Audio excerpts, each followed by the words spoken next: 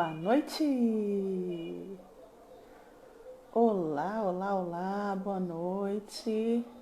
Natália, Luísa, boa noite. Aline, Gisele, sejam bem-vindas à nossa live, parte 2, sobre o livro de Tobias. Oi, Érica, boa noite. Que bom que vocês estão aqui, gente. Oi, Sara. Boa noite, boa noite. Gente, vocês estão me ouvindo bem aí? Me dá um ok aí, fazendo favor, se vocês estão me escutando direitinho. Se vocês me veem bem, me escutam bem, vai me dando um ok aí, fazendo favor. Áudio e imagem ok? Isso, me falem aí, por favor. Ai, que bom, que bom. Que bom. Faz um favor pra gente, vai dando coraçãozinho nessa live aí. Coloca a mão nesse coraçãozinho aí pro Instagram entregar para mais pessoas e notificando as pessoas que nós já estamos online. Já estamos ao vivo, né? E aí a gente vai entregando para mais gente. Sejam bem-vindos. Fabiana, Estela, bem-vindo, bem-vinda. Bem-vinda, Karen. Que bom que vocês estão aqui. Leandra, bem-vinda. Isso, vai colocando bastante coraçãozinho aí pra gente poder entregar para mais gente essa live, tá bom? Eu vou já chamar o Alessandro aqui, que eu vi ele aqui em algum lugar. Já vou chamá-lo pra gente começar a nossa partilha. Chega aí, Ale, pra gente poder partilhar. Isso, vai dando bastante coraçãozinho aí, pra gente poder entregar para mais pessoas. Boa noite! Boa noite, Francesca. Boa noite, pessoal. Ai, que bom que você está aqui no meu Instagram. E aí, tudo bem? Vocês não estão vendo o jogo do Graças a Flamengo Deus. aí não, né, Ale? Oi? Oi? Ninguém tá vendo o jogo do Flamengo aí não, né? Não. Aqui ninguém vê isso, não. Então tá bom, porque aqui vem, viu? Aqui estão todos na sala reunidos assistindo o jogo. Ah, é? A gente aqui é flamenguista, mas não é tão assim animado, não. Se por acaso vocês escutarem um grito de gol, é porque estão lá na sala reunidos torcendo para o Flamengo. Que bom, então vamos para a parte 2 da nossa partilha. Onde é que a gente parou, Alessandro? Deu uma travadinha aí, vamos esperar o Alessandro voltar. Obediência, Fran. Hã? A obediência, você estava falando sobre obediência. Ah, é verdade, estava falando capítulo 6, né? Capítulo 6 a 8, eu acho que a gente parou. É isso mesmo, isso mesmo. Então, o Tobias, ele tinha um coração treinado, né, para obedecer. Ele tinha a capacidade de ser doce àquilo que os outros falavam. E a parte 1 está onde? A Fabiane está perguntando. A parte 1 está lá no IGTV do Alessandro, tá? Isso. Vocês encontram lá no Instagram dele. E aí ele então tinha um coração doce, um coração treinado, né? Para poder obedecer. Como o anjo São Rafael, né? O anjo Rafael estava na posição de guiá-lo naquele caminho, ele tinha então o coração submetido àquilo que ele dizia. Por isso ele seguiu, né, as suas orientações. Alessandro, o seu negócio está dando eco aí, seu áudio. Pois é. Dá eco mesmo. Não é aí não que tá saindo Viva Voz? Mas viva a voz, eu tô com fone no ouvido. Tá com fone? Não tá saindo. Não tá saindo. Não, eu tô com fone. Eu coloquei o fone justamente para poder abafar o áudio lá da sala. O áudio da televisão. Tirei o Bluetooth. Parou o eco? Agora parou. Continua. Então ele segue, né, as orientações do anjo Rafael, faz tudo o que ele falou para fazer em relação ao peixe, né? Ele pega o peixe, faz tudo aquilo que ele falou, tira fígado, tira o fel, enfim. E aí ele segue então viagem para a casa de Raguel, né, que era o pai de Sara, Raguel e Edna, pai e mãe de Sara, para poder encontrá-los, né? E eles chegam lá na casa de Raguel e vão conversar com eles sobre. Na verdade, Tobias vai falar no ouvido do anjo Rafael, né? Fala com ele então, que eu quero a filha dele para casar comigo. Mas aí Raguel escuta o que ele está falando e fala: você quer casar com a minha filha? Não, eu não poderia negá-la, né? Não poderia negá-la para você, porque nós temos um parentesco. Então, traduzindo em miúdos, nós podemos dizer assim: quem está na fila primeiro é quem tem um parentesco, né? No contexto da época, aquele que tinha a vez era quem tinha um parentesco com a família. Então, Tobias tinha um parentesco com a família. E por isso Raguel fala: eu não posso negar a você a mão da minha filha, porque você realmente vem primeiro do que qualquer outro. E aí, só que a minha filha tem um probleminha, né? A minha filha ela tem uma particularidade, né? Que é, toda vez que ela tentou se casar, ela ficou viúva antes mesmo de consumar o matrimônio, de consumar o casamento. E aí, Noivado. ainda no noivado, né? Ela, na hora que chegava no quarto para as núpcias, o marido já morria, né? Por causa do demônio Asmodeu que acompanhava a vida de Sara. E tem um dado interessante que Tobias fala com Rafael, que ele fala assim, aqui no versículo 14: também ouvi dizer que era um demônio que os matava, por isso tenho medo. E aí ele vai explicar para Rafael por que ele tem medo, né? Olha por que ele tem medo. E a gente faz uma ligação com a mesma oração de Sara. Por que ela tinha medo de morrer, de tirar a própria vida, né? Ele fala: eu tenho medo. A ela o demônio não faz nada porque a ama, mas a quem se aproxima dela ele mata. E aí ele fala: eu tenho medo porque eu sou filho único.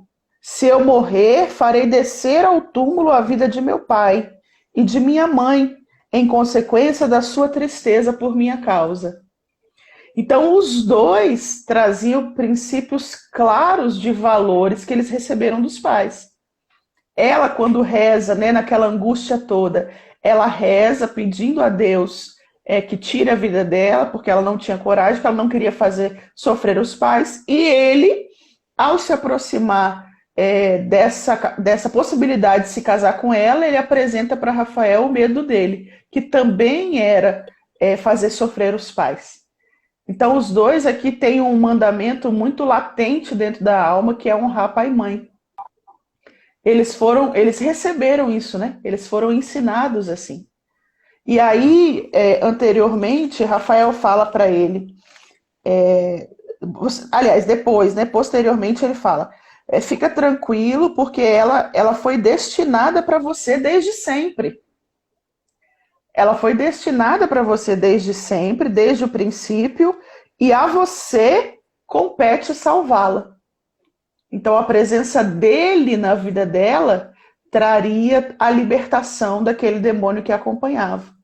Porque os dois, é muito lindo isso, né? Como é que Deus, quando a gente se abandona, quando a gente vive aquilo que Deus quer, não é errado dizer que realmente Deus prepara o caminho. Ele prepara o caminho. Se existe um homem orando e uma mulher orando para fazer a vontade de Deus, a confiança nisso, a gente precisa ter a confiança de que Deus vai preparar sim uma pessoa. Ainda que à custa disso, ela tenha ficado viúva 7 vezes anteriormente, para que chegasse aquele que era o preparado de Deus para ela, né? Então, é importante olhar isso com um olhar de fé. Quando a gente se abandona, quando a gente quer viver aquilo que Deus quer, quando a gente quer viver a vontade de Deus, a gente precisa confiar que Deus está preparando tudo. E não sair se atropelando, né? Porque muitas vezes a gente sai, tanto mulheres quanto homens, sai atropelando as coisas, por não conseguir esperar o tempo de Deus. Sai fazendo besteira, né? Se atira nos braços de qualquer um, de qualquer uma. E esse um e essa uma, muitas vezes, vai tirar o nosso coração da presença de Deus. E eles estavam, então, fazendo uma experiência de uma promessa. Rafael fala para ele, você foi destinado para ela. Então não tenha medo. Não tenha medo, porque se você foi preparado para ela, Deus está cuidando de tudo, né? E aí, eles chegam lá então, e Raguel fala para ele, né? Raguel chamou sua filha, e quando ela se apresentou, tomou-a pela mão e entregou a Tobias, dizendo, recebe, pois ela te é dada por esposa, segundo a lei, escrita no livro de Moisés, toma e leva, faça feliz, leva para a casa de teu pai, que o Deus do céu vos guie em paz pelo bom caminho. Raguel chamou sua mulher Edna e disse, irmã, prepara o outro quarto, e eles prepararam o quarto, né? Chorou por causa da sua filha, depois enxugou as lágrimas e disse, tem confiança, minha filha, que o Senhor do céu mude tua tristeza em alegria. Tem confiança, minha filha. Embora logo depois Raguel vai fazer um túmulo escondido, ele vai fazer um túmulo na espera, né, de Tobias também ser o próximo a morrer. Ele olha para a filha, assim como o Tobit, ele olha para a filha e fala, tem confiança. Tobit também achava que ia morrer, né? Ele achava que ele ia morrer, que quando Tobias voltasse não ia encontrar mais ele vivo. Ele fala, o Senhor vai levar ele, o Senhor vai trazer. Aqui a mesma postura, o mesmo posicionamento do pai, do chefe de família, né? Faz o mesmo posicionamento. Embora ele mesmo não confiava, ele mesmo achava que ia acontecer de novo. Ele olha para a filha e fala, tem confiança. Porque Deus, né? Que o Senhor do céu mude tua tristeza em alegria. E aí depois os dois estão lá, entram para o quarto, e ele chama os criados e fala, vou fazer um túmulo aqui, porque ele vai ser o próximo a morrer, e se ele morrer eu não quero mais minha filha passando vergonha. Eu não quero que ninguém saiba, é mais uma tristeza para ela, a gente faz o túmulo escondido. E aí ele olha para Edna e fala, vai lá ver o que está acontecendo, ver se ele já está morto e tal, e quando chega lá ele está vivo, né? Que surpresa, ele está vivo, porque ao entrar no quarto, ele vira para Sara e fala, nós vamos agora rezar, nós vamos orar, entregar a nossa vida, do jeitinho que Rafael falou para ele, os 3 dias de oração, os 3 dias de jejum que eles vivem, é uma consagração do casamento deles a Deus. Né? Ela não tinha feito isso antes com nenhum outro noivo. Tobias estava guiado por Deus para ela realmente. Então, peraí, vamos rezar agora, vamos entregar isso para Deus. Rafael já estava à espera do demônio sair correndo para poder acorrentá-lo, né? Ele já estava esperando, ele se ajoelha e ora, e o demônio foge para o Egito. Rafael acorrenta e acabou. Naquele momento ali acontece a libertação das 2 famílias. Tanto da família de Tobit, quanto da família de Sara. Uma única bênção traz a libertação das 2 famílias. E aí, né, eles se casam e... Deixa eu ler aqui, que tem uma oração muito bonita, né? Entretanto, os pais tinham saído e fechado a porta do quarto. Então Tobias levantou-se do leito e disse a Sara, levanta-te, minha irmã, oremos e peçamos a nosso Senhor que tenha compaixão de nós e nos salve. Ela se levantou e começaram a orar e a pedir para obterem a salvação. Ele começou dizendo, bendito sejas tu, Deus de nossos pais, bendito seja o teu nome por todos os séculos. Então, ele vai fazendo toda a consagração, né? Aí tem o versículo 9 que eu grifei aqui, que eu achei assim maravilhoso, que ele fala assim: e agora não é por prazer que tomo essa minha irmã, mas com reta intenção. Digna-te ter piedade de mim e dela, e conduzir-nos juntos a uma idade avançada. E disseram em coro, amém, amém, e se deitaram para passar a noite. Então, claro, existe, né, o elemento do prazer, e eles foram viver isso depois, mas naquele momento, eles estavam completamente entregues a Deus. E aí ele fala, não é por prazer, eu quero constituir uma família, eu não quero passar o tempo, né? Eu não estou aqui para me divertir, eu estou aqui para tomá-la mesmo como minha esposa e levá-la comigo. E aí Raguel se levantou, ele chama os criados, e depois a criada fala, né? Ele está vivo e nada de mal aconteceu. Então, mais uma oração, mais um momento de louvor. A gente percebe que a cada passo da libertação de Sara, existe uma oração de louvor a Deus, de reconhecimento, que é Deus que faz, né? Em nenhum momento eles esquecem disso. Então, um louva, o outro reconhece que é Deus, o outro reconhece a presença de Deus, e isso é maravilhoso, né? Deixar você falar, né? Só vou ficar falando aqui. Eu tô com medo do eco. Aí, tá dando eco. Deixa eu botar o fone de ouvido aqui. Vamos ver se tá certo.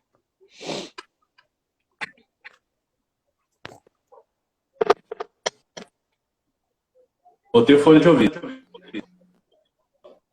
Tá dando eco ainda, pessoal? Não, melhorou? Tem certeza? Eu acho que tá dando eco. Não, tá muito bom, tá nítido agora. Pelo menos pra mim, né? Fala aí pra gente, quem tá ouvindo aí, vê se tá dando eco, fazendo favor. Mas agora pra mim não. Vou falar um pouco, né? Pra poder o pessoal ver se tá dando eco. Mas pra mim tá dando eco.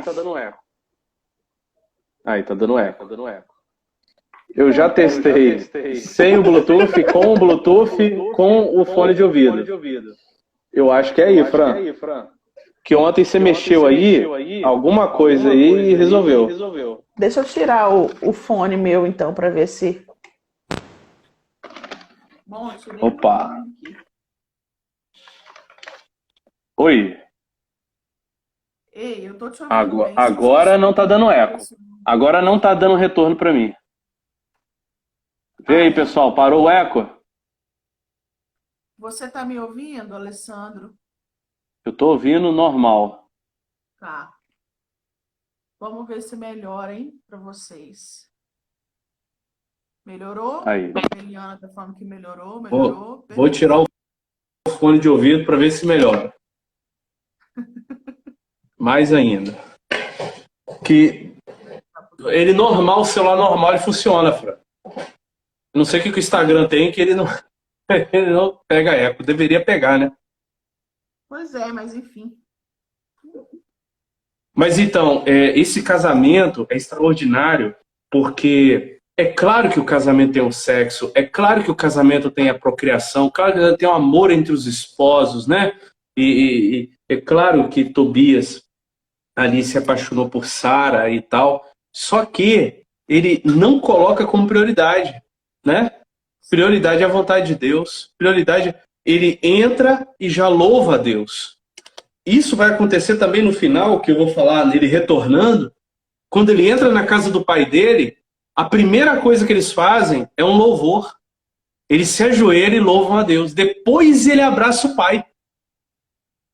Então, como que essa presença, essa é a santa presença de Deus? Deus está aqui. Deus está aqui. Né? Eu lembro que nos encontros de casais eles falavam, né? Tem gente que esconde a imagem no quarto, que vai fazer o sexo. Não, peraí.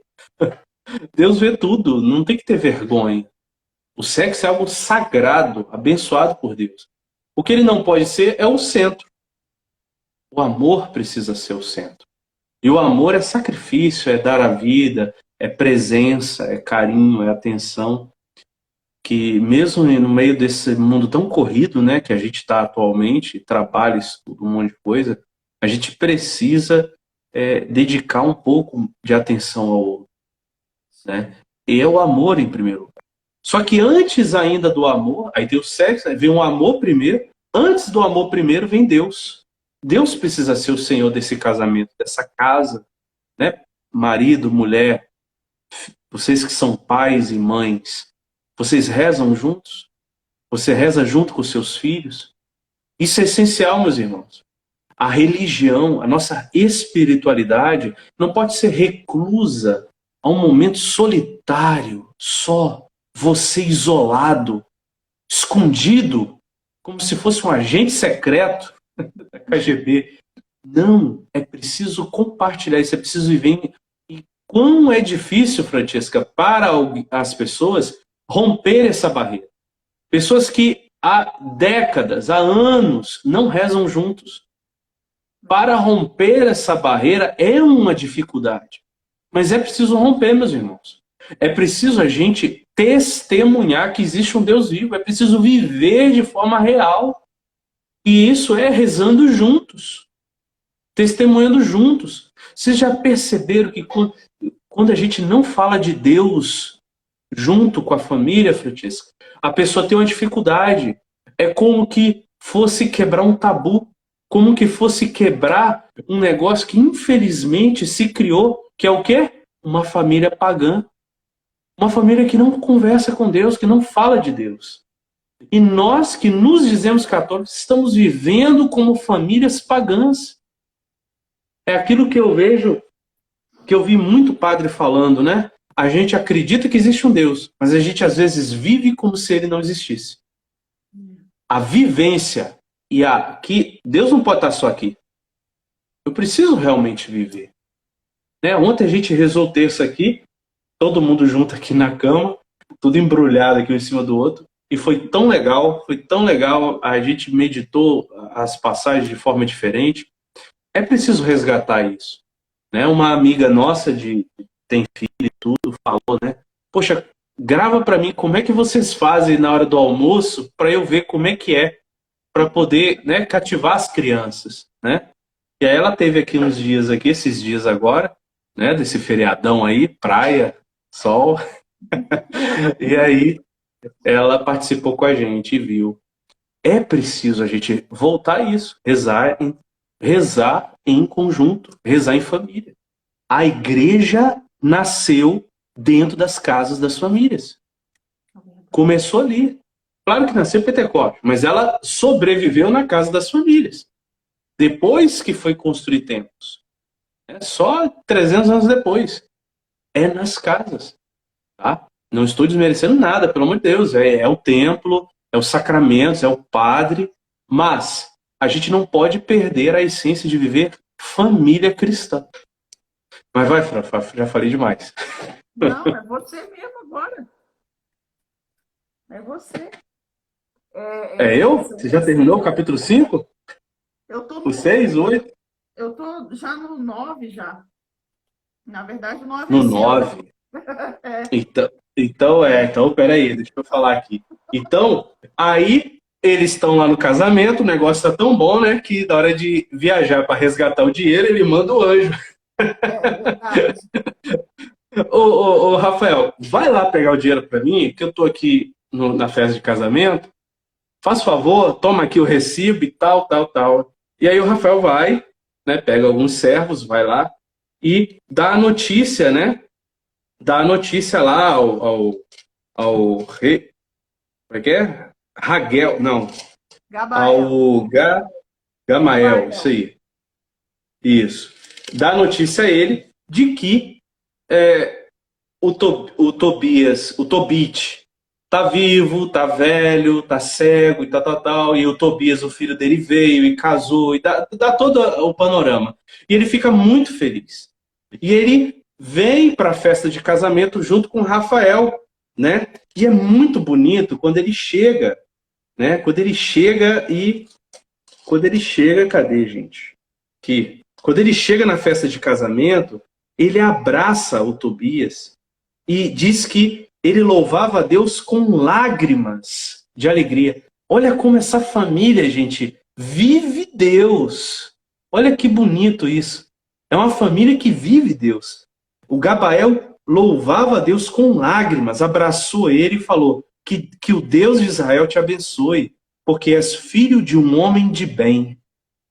Olha que a gente falou, né, anteontem, sobre o Tobit. Um homem de bem, justo, piedoso e esmoler.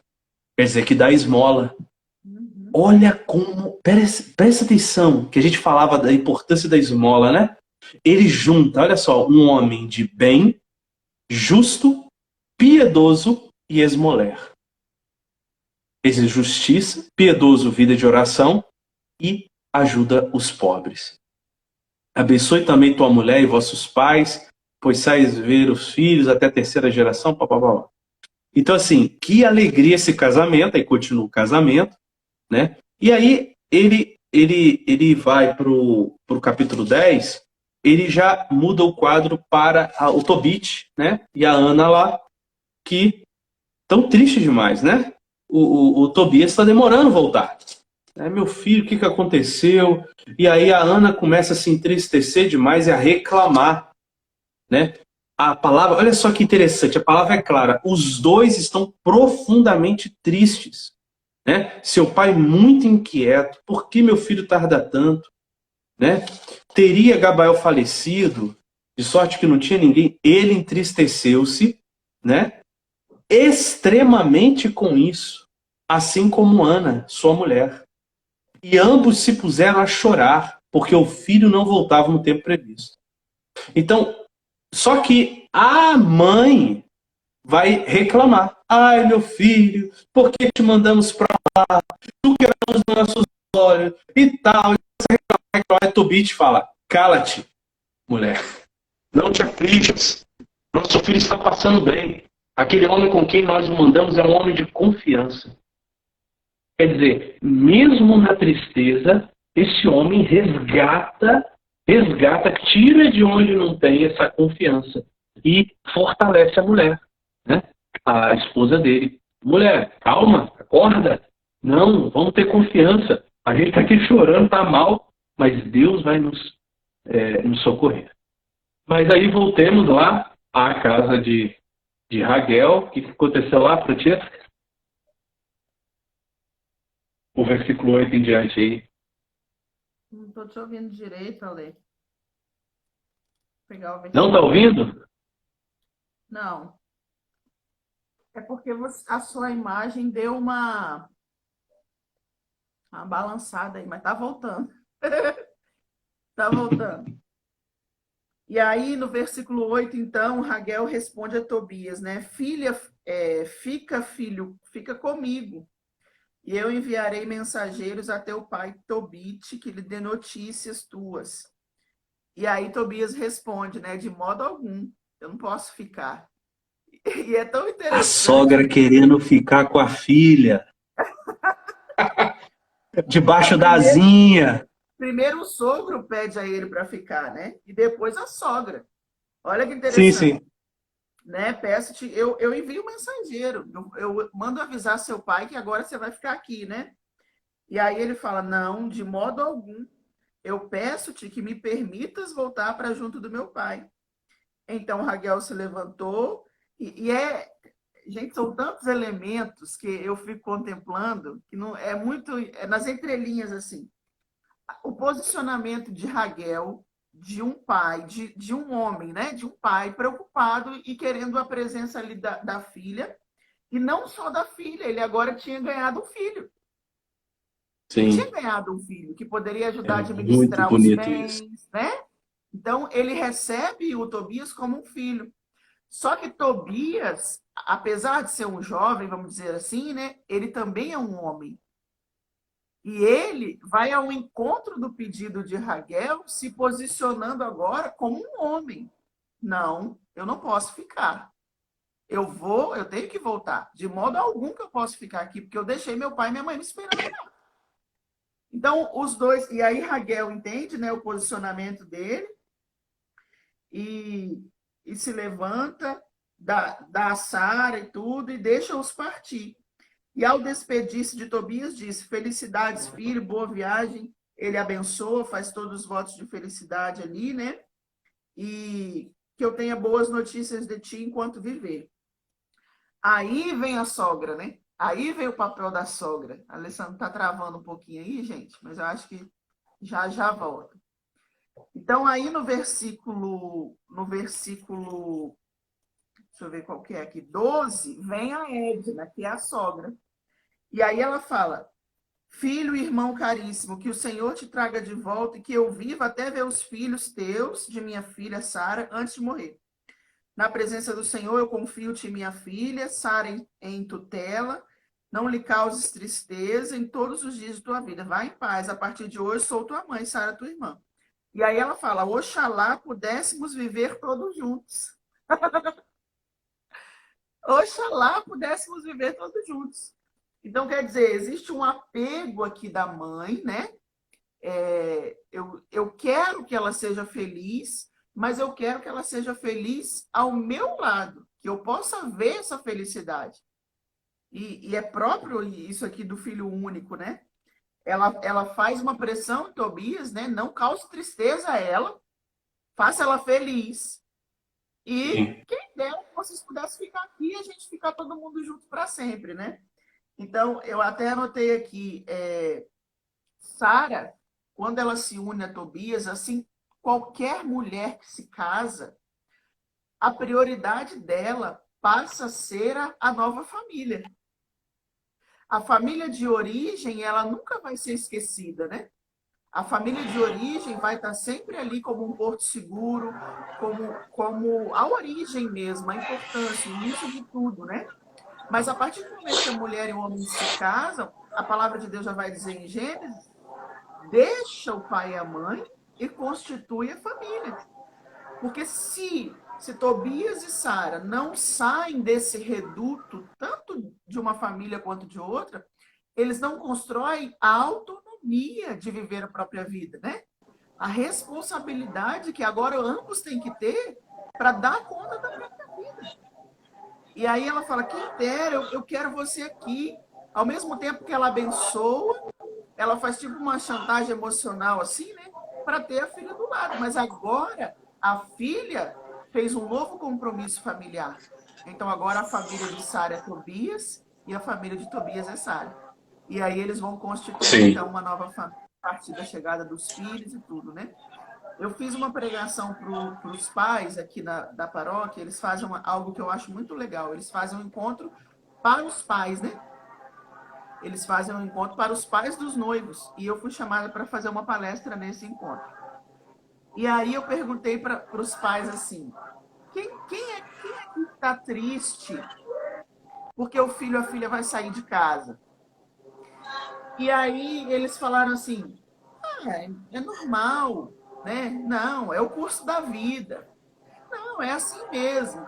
E aí eu fui só aprofundando a pergunta, só aprofundando a pergunta. E cada vez que eu aprofundava, um começava a chorar, o outro começava a chorar, o outro começava a chorar. Então, a gente não precisa, enquanto pai e mãe, fingir que nós não vamos sofrer a dor da ausência dos filhos. Óbvio que vai dar um vazio. O primeiro que sair de casa já vai dar um vazio. Peraí. Sim. Ele preenchia um espaço, porque é uma pessoa, né? Preenchia um espaço dentro dessa dinâmica familiar da minha casa.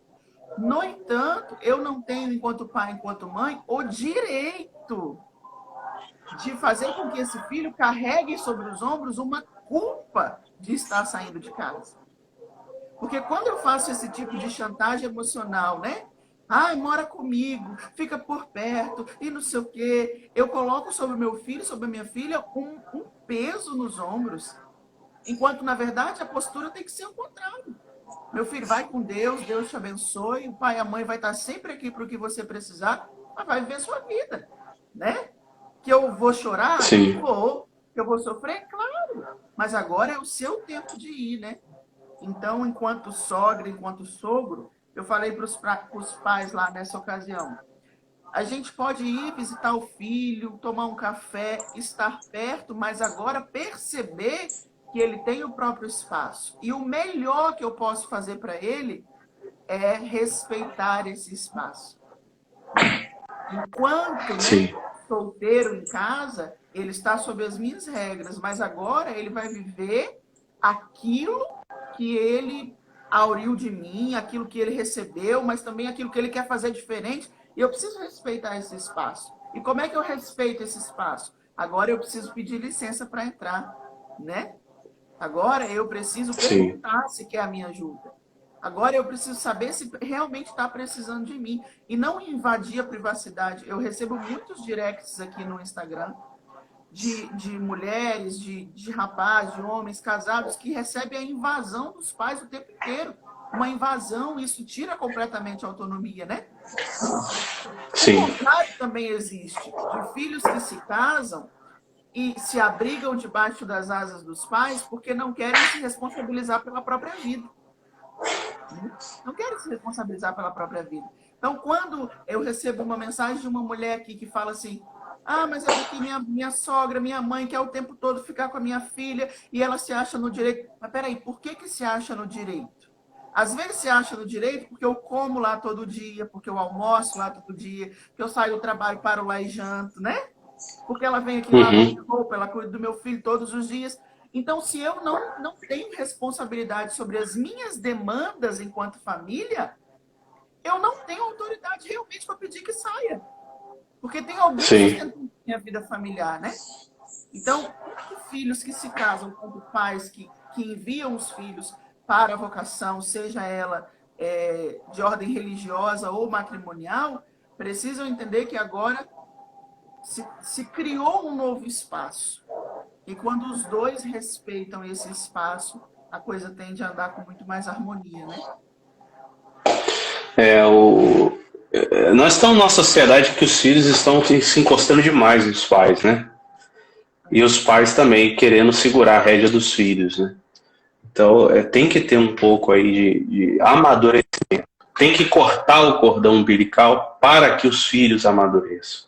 Tem que sempre falar isso, né? Eu sempre falo com meu filho aqui, né? Se tiver que sair, sai, vai embora. Eu não quero também ser muito tempo aqui, não. Brinco assim, né? Para ele já sacar assim que ele tem que crescer, tem que tomar responsabilidade, né? Tem que ser homem, né? Então isso é essencial, tá? No tempo dos judeus, né, eles viviam muito em tribos, né, em família. Só que tinha que ter esse respeito ao espaço, né? Homem e mulher se unirão, se formarão só, deixarão pai e mãe. Então isso é muito claro para o judeu. Tá? Também é claro, Fran, vamos frisar, que o cuidado com os pais, honrar pai e mãe, significava você cuidar do seu pai e da sua mãe quando ele estiver necessitado, quando ele estiver doente. Tá? E no caso aqui, nós temos o pai de Tobias doente, cego, né? Passando fome, necessidade lá, ele é a esposa dele. Então Tobias tinha uma obrigação gigantesca de voltar lá e socorrer o pai. Então ele tinha que sim socorrer o pai. Inclusive, quando ele volta, ele fica com o pai até o pai morrer, a mãe morrer, e depois eles mudam para o lugar que está a Raguel e a Edna, e moram ali, né, na mesma tribo ali. E o próprio pai dele falou, assim que eu morrer, você sai daqui, sai de Nínive, porque essa cidade é pecadora. Essa cidade aqui está amaldiçoada por Deus. Deus vai castigar essa cidade. Ele é muito claro, o texto bíblico fala do castigo e da misericórdia de Deus, mas fala do castigo também. Hoje as pessoas têm medo de falar que Deus castiga. Deus castiga. Deus castiga. Há castigos divinos, sim. Entendeu? Se a doença é um castigo divino ou não, isso é um mistério que nenhum de nós pode profetizar. Talvez alguém possa profetizar ele, mas a maioria de nós não vai poder profetizar. Mas pode ser divino esse coronavírus. Pode ser sim, diante de tantas coisas erradas que nós temos no mundo. Inclusive, é até pouco diante do que a gente vê que Deus castiga na Bíblia. Esse castigo aqui, se o coronavírus for castigo, é muito light.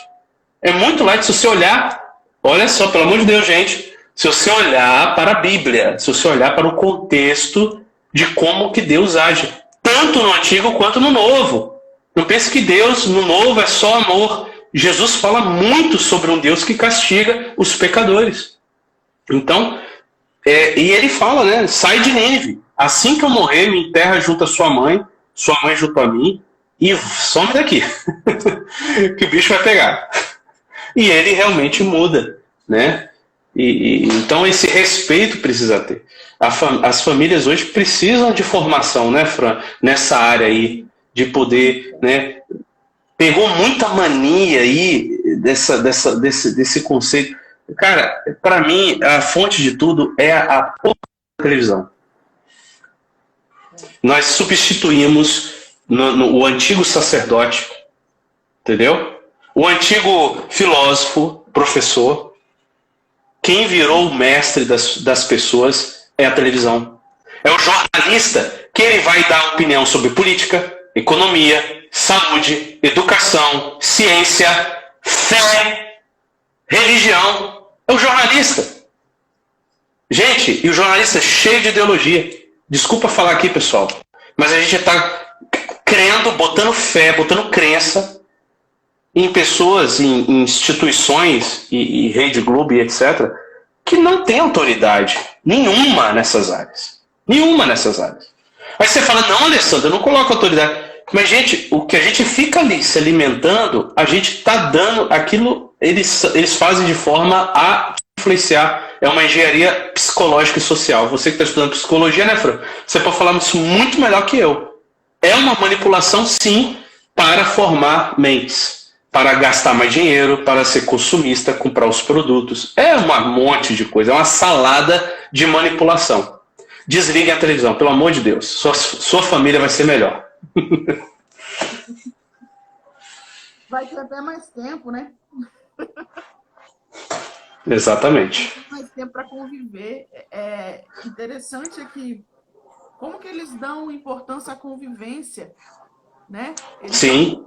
Convivência, a estar junto ali celebrando e ver. Olha para Gabael, ele sai de lá.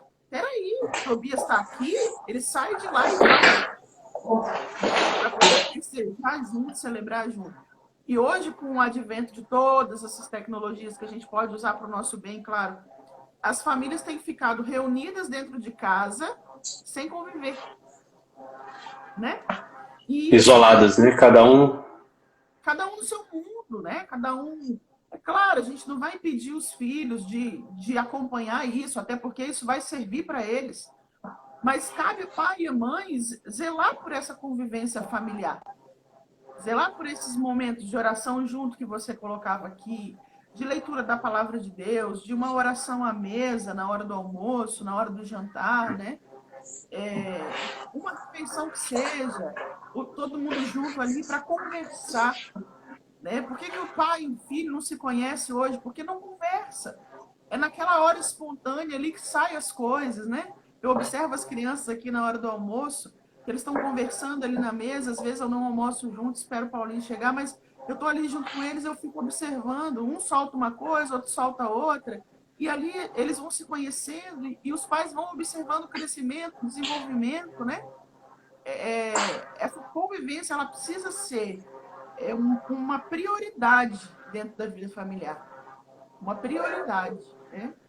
A oração, eu me lembro aqui, a gente reza o terço e o Ian, ele coloca, é muito interessante, na hora de colocar a intenção, ele coloca a intenção de algo que a gente nunca imaginou que ele fosse rezar. Nunca imaginou que fosse importante para ele. Naquela hora ele coloca a intenção e fala, meu Deus, como é que ele observou isso, né? Como é que ele pensou nisso? De que forma isso está ecoando dentro dele? Então, é voltar àquilo que os nossos pais, avós, né?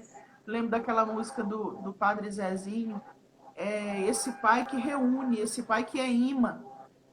Né? Isso cabe a pai e mãe. Enquanto os filhos estão em casa, pequenos, em formação, cabe o pai e a mãe ser esse imã que une todos. É isso que eles viviam aqui, né? Em torno de uma celebração, todos eles se reuniam para viver aquilo junto. E é maravilhoso, assim, fazer isso. Agora, imagina como é que era isso naquele tempo, né? Não tinha internet, não tinha celular, não tinha televisão, não tinha nem luz elétrica. Então eles, para se conversar em quê? com lâmpada, aquelas lamparinas, ou ao redor da fogueira. O quantos que eles não tinham jogos e brincadeiras, né? Como não brincavam com o outro, contavam muita história, entendeu? Piada. Então, assim, gente, devia ser um treco muito maneiro que a gente tem que resgatar, né? A gente tem que resgatar isso hoje. Muitos pais acordam para essa convivência com o filho na hora que o filho está saindo de casa e fala, poxa, por que eu não tive mais tempo com meu filho, né? A gente sabe que a gente compreende que a correria todo pai e mãe tem que trabalhar mesmo, a correria que tem hoje, mas tem que reservar um momento, A gente falha mesmo, a gente que está falando é que a gente falha, mas a gente tem que ter esse exercício de sempre puxar a corda, não. Né? Porque se deixar solto, cada um vai para um lado. E não é hora da corda solta. É hora de pegar a rédea e puxar. Opa, ou o marido, ou a esposa, vamos rezar o texto aqui junto, vamos fazer aqui um bolo, vamos, né, botar uma música aqui, vamos tomar uma cervejinha, vamos reunir a família aqui, né? Olha só, no aniversário da Sofia, ela pediu que na hora do almoço a gente não assistisse, que a gente estava assistindo a série do MasterChef, né? Ela falou que no dia ela queria sentar na mesa em família, entendeu? Porque a gente fazia isso, e a gente começou a assistir na hora do almoço o MasterChef, e ela sentiu falta, olha que interessante. Ela sentiu falta. Aí no dia do aniversário, aqui em casa é o rei, né? O dia cada um é o rei. Então escolhe o que vai comer, o que vai fazer e tal. E ela pegou esse detalhe. Ela pegou um monte de coisa. Ela decidiu um monte de coisa, né? Fez um script. Mas entre vários scripts, ela pediu isso e eu fiquei assim. Eu falei, olha Marina, como é que isso registrou na mentezinha dela de forma saudável. Que rico, né? Que maravilha. Ela com 6 anos, gente. Quem não conhece aí, né? Fez 7 anos agora. É fantástico observar isso. E é o que mais fica neles, né? Ó, eu não sei se eles vão lembrar dos brinquedos, dos jogos, mas essa convivência, isso vai ecoar para sempre, né? Isso vai ecoar até quando eles constituírem a família deles. Isso vai ecoar. Peraí, na minha casa era assim, né? Talvez a gente, por isso, que eles façam muito melhor do que nós, né? Mas isso vai ser um parâmetro, vai ser um ponto de partida para eles pautarem as atitudes, os valores que eles vão passar para os filhos, né? Sim. É maravilhoso contemplar isso, assim. Não adianta a gente fazer uma experiência de Deus lá na igreja, no grupo de oração e etc. Tudo isso é maravilhoso, mas eu sempre falo, aquele momento que a gente vive em comunidade na igreja precisa nos devolver mais sarados para dentro de casa. Precisa nos devolver mais curados para dentro de casa. Porque é aí o nosso caminho de céu, né? É aí o nosso caminho de santificação, é aí o nosso caminho de santidade. Não adianta a gente viver uma vida lá fora e uma vida dentro de casa. Dentro de casa é que as virtudes se formam, se tornam robustas, é que elas ganham força, né? É aqui que eu sou virtuosa ou não. É aqui que eu tenho força na minha vocação ou não, né? Tudo aquilo que eu prego, tudo aquilo que eu falo, que você fala, que nós falamos enquanto cristãos, precisa ter veracidade, né? Dentro das nossas casas. E quem vai poder atestar isso são os nossos filhos. Nossa esposa, a sua esposa, meu esposo, esposa de quem está nos escutando aqui. Eles vão poder atestar isso, né? Eu sempre falo com os meus aqui, talvez eu vou, no dia da minha morte lá, eu não quero que eles falem, minha mãe é perfeita, mas eu quero apenas que eles falem, ela lutou até a morte para ser mais santa. Ela lutou para conseguir. E é isso que a gente precisa mostrar para os filhos, né? Nós não vamos vestir uma capa para os filhos de que nós somos os pais perfeitos, mas eles precisam nos ver lutando para melhorar. E é um serviço prestado a eles. A autoridade materna e paterna é um serviço prestado aos filhos. Quando a gente se furta de viver essa autoridade, nós estamos largando de lado a nossa missão, que é o que você falou, é manter na corda por um tempo, e depois você tem a segurança. O pai e a mãe tem que ter a segurança. Eu posso soltar agora. Agora eu posso soltar a corda, né? Eu falo sempre com a Sara, hoje eu sei que eu posso hoje deixar ela sair com alguém. Porque eu sei aonde que ela está agora, no processo de maturidade. Mas Estel ainda não posso deixar com qualquer um. Porque eu sei em qual processo de maturidade que ela está. Então, essa dinâmica da gente viver com a criança esse desenvolvimento, da gente ser o pai e a mãe ali presente na busca de santidade, é fantástico. E a gente vê os frutos, né? A gente vê os frutos disso. Padre Lucas escreveu algo aqui, ó. Crianças não brincam, essa é a interpretação que nós fazemos. Eles estão treinando para serem adultos. Por isso precisamos estar atentos. É isso mesmo. Muitas vezes os pais tratam os filhos como mini adultos. Eu sempre falo para as mulheres aqui no meu Instagram, mas a criança dessa relação é ela. Sim. Faz isso comigo, meu filho. Gente, como é que uma criança tão monstruosa desse jeito? A criança é ela. O adulto sou eu. E quando a gente permite que esse desenvolvimento aconteça livremente, a gente percebe que eles vão trilhando um caminho de maturidade naturalmente. Como os nossos filhos hoje, que ainda brincam aqui na rua, né? Ainda anda de bicicleta, ainda joga a bola ali e vai, convive um com o outro. E isso é permitir que eles tenham um porto seguro, eles têm para onde voltar, que somos nós, mas a gente permite que o desenvolvimento aconteça de forma natural, sem exigir deles uma resposta que ainda não é tempo de dar, né? Cada tempo exige uma resposta. E a resposta da criança é brincar mesmo. Ela vai fazer malcriação, ela vai testar a sua paciência. É criança, deixa ser criança, né? Quando a gente se posiciona como adulto, a criança desenvolve naturalmente. Sim. Aí, Fran, no capítulo 11, então, eu já falei um pouco do retorno do Tobias, né? Ele já chega. E um detalhe na história que eu achei interessante. Eles têm um cachorro de estimação que acompanha o Tobias na ida e no retorno. Um cãozinho de guarda aí, né? Então, o cão até chega na frente do Tobias. É interessante isso na história. Eu gosto, que eu adoro cachorro. E aí, então, ele pega aquele pedaço do peixe, né, que o arcanjo Rafael falou para ele guardar, o fel do peixe, e aplica no olho do Tobit, que é o que o Rafael orientou, e aí Tobit então é curado da cegueira, né? E aí a festa, né? Aí louvam a Deus e tal, e etc. Aí o anjo se manifesta, aí é a sua parte, Fran, capítulo 12. Ave Maria, nossa, eu chorei tanto. E olha que eu já estudei esse livro aqui. Na hora que eu li isso aqui, meu Deus, é assim, Alessandro. Antes de eu entrar no capítulo 12, eu fiz uma viagem uma vez, a Sara tinha 10 meses. E eu tive a oportunidade de fazer um retiro chamado Agape-terapia, que é um retiro de cura interior. São 7 dias em retiro, em silêncio, e esse retiro foi em São Paulo, né? Uma cidade chamada Mocó. E a Sara tinha 10 meses. E aí eu conversei com o Paulinho, falei, amor, o que você acha? Eu vou, não vou? Ele falou, não, vai. Vai, ela não mama, né? Com 10 meses ela não mamava mais. E eu nunca tinha viajado sozinha para lugar nenhum. Nenhum. Nessa época, eu nem viajava para pregar ainda. Nem tinha saído para pregar. E aí eu fui de ônibus, 12 horas de viagem até o terminal Tietê, lá de São Paulo. E de lá eu precisava pegar outro ônibus. E pensa numa criatura tapada. Eu ainda sou tapada hoje, mas naquela época eu era mais. Né? Tapada de tudo. Então eu rezei. Roceira. Hã? Roceira.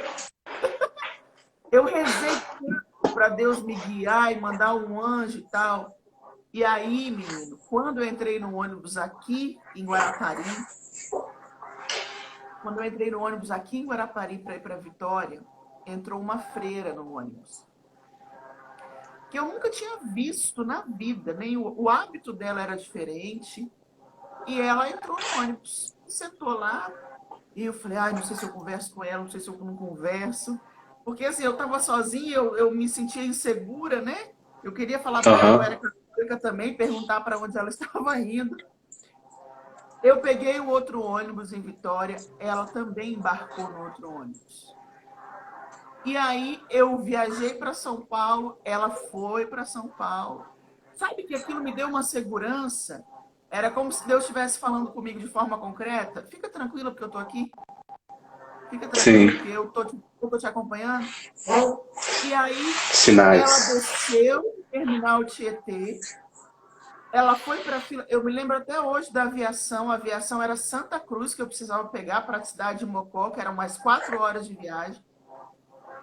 Eu perguntei ao guarda, eu falei, onde que fica a aviação Santa Cruz? Ele falou, moça, é por aqui. Mas eu tô vendo que você não é daqui. Presta atenção nas suas coisas. Aqui tem muito assalto e tal. E quando eu olhei para frente, ela estava indo em direção àquela aviação. E aí ela entrou na minha frente, na fila daquela aviação Santa Cruz, e eu entrei no guichê do lado. Quando eu olhei para o lado, eu não vi mais ela. Não vi mais para onde que ela foi. Talvez ela tomou um outro destino, mas eu creio tanto que Deus envia anjos, e os anjos, de fato, quando Deus quer, eles podem tomar forma humana, que quando eu li esse capítulo 12 aqui, eu falei, meu Deus, quantos anjos será que a gente já não encontrou? E a gente não sabe, não é? Exato. Quantos anjos a gente já não encontrou e a gente não sabe, a gente não viu o que era, né? E a gente não percebeu quantos. Eu me lembrei assim, logo quando eu aprendi do anjo da guarda, né? Que eu... deixa eu ver a hora aqui. Ih, tá acabando já. Que eu aprendi sobre o anjo da guarda, quantas experiências eu fiz com o anjo da guarda. Ih, meu Deus do céu, mas enfim, vamos lá. Então, eles chegam, né, na casa de Tobit, e aí Tobias fala para o pai, eu tenho que retribuir alguma coisa, de alguma forma, a Azarias, eu preciso pagar o que ele fez por mim, né? Eu preciso pagar, eu tenho que pagar. E aí, ajudou pra caramba. Nossa, ele me levou, ele arrumou um casamento para mim. Ele curou a noiva e ele curou o senhor. O que eu tenho que fazer por esse homem, né? Até então eles acreditavam que... Né? E aí, gente, se cair a live, você tem tempo, Alessandro, pra gente voltar? Sim, sim. E aí a gente termina sim. hoje.